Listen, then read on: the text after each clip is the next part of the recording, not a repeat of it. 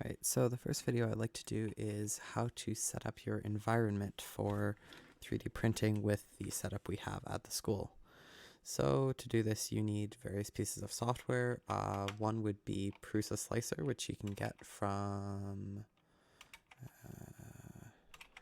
I forget how to use my software. Here we go. github.com/prusa3d/Prusa Slicer.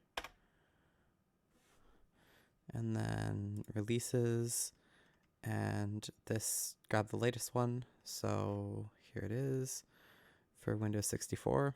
Download that, unzip it. I have this already. It is, I suppose it's not in my taskbar. It is in here. So this is your Prusa Slicer. This is what you'll use to turn STL files into G-code, which you can then print. So with this, the first step is, and this will normally show up in your, when you start up the program, is you'll see something like this. So at the school, we currently have a Prusa Mark III with a 0.4mm nozzle and a Prusa Mark IIS with a 0.6mm nozzle. So select those, click next, next, next. There will also be presets available for our specific profiles, which generally make the printers run faster. And those should be available in the Dropbox, which once you have them, you can use import config bundle and import them.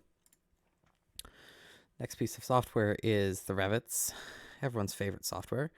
So with Revit, you have to set up the STL extension, so that is available. I have a modified version that has quality adjustment, which is very helpful.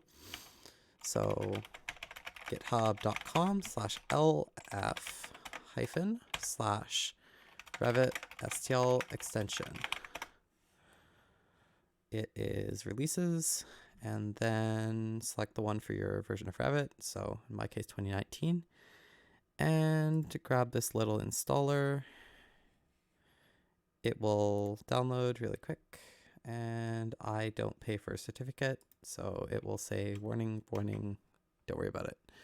Okay, and then you click install, and you wait half a second, and then it's done. Prefer to do this with Revit not open, because you're going to have to restart Revit if you do it with Revit open. So once you have that in Revit, you can make your STLs, and that is, I'll just demonstrate that 1 second while my computer loads.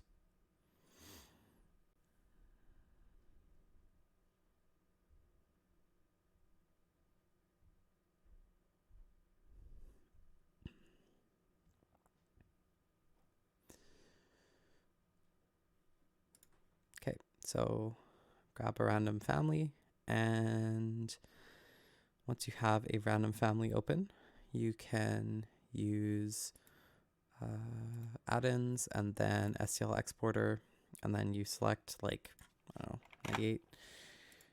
98%, and you click save, and it will give you an STL. Once you have this STL, you can bring it into your slicer, and that will be the subject of something else. It's at the wrong scale. Again, another subject.